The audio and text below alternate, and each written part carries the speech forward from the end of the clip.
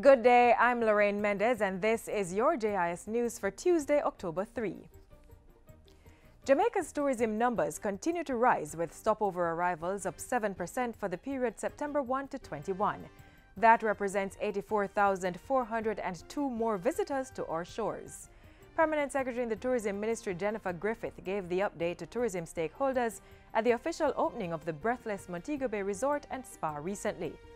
Ms. Griffith said the investments that are pouring into the country are an indication that Jamaica is being viewed as a top destination in the international marketplace. We are fully committed to the development of our tourism industry, but we understand that this would not be possible without the support of all our tourism partners. I therefore thank the investors for this show of confidence in our beautiful island. The increase in arrivals for September follows a 6.9% increase in stopover arrivals for the first 8 months of the year. The January to August period also registered a 5.1% increase in cruise passenger arrivals.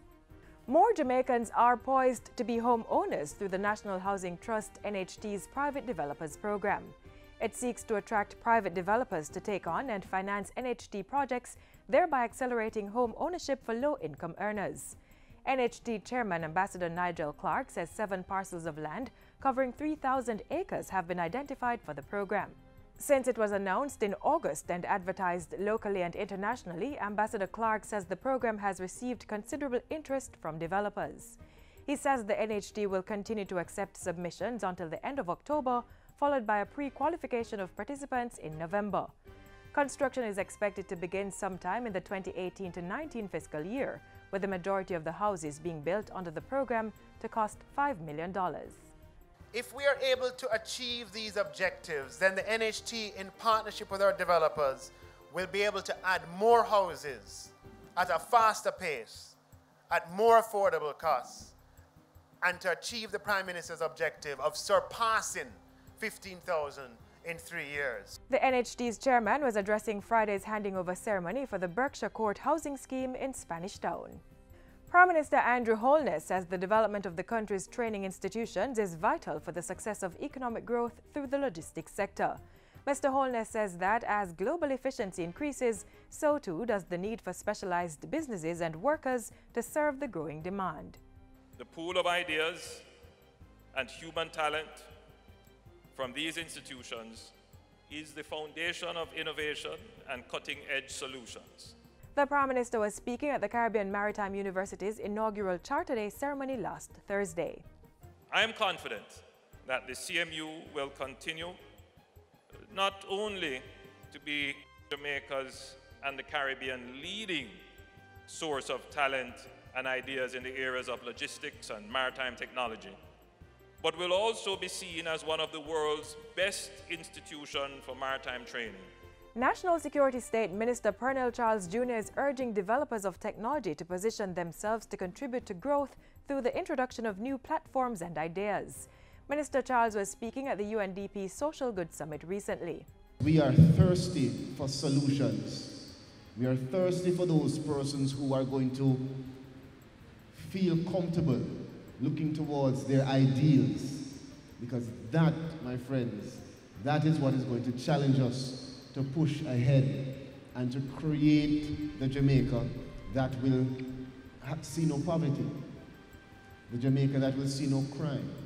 Government is assuring parents that the introduction of the human papillomavirus HPV vaccine in schools is not mandatory.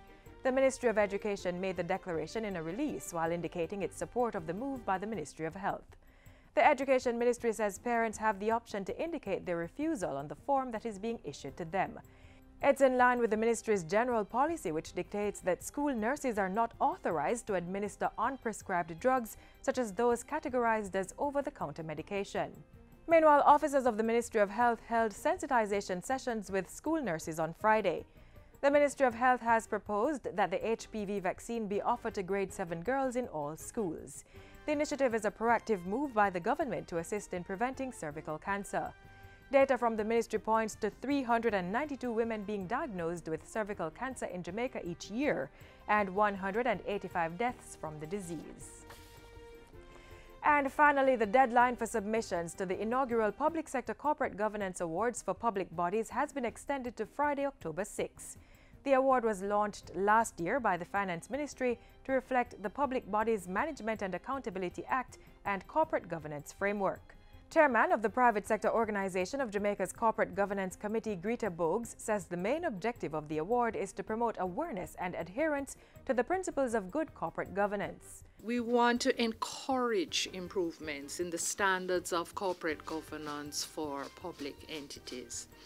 And most importantly, we want to recognize those public bodies that have established these high standards of corporate governance, disclosure, and practice. Ms. Bogue was addressing a JIS think tank on Friday.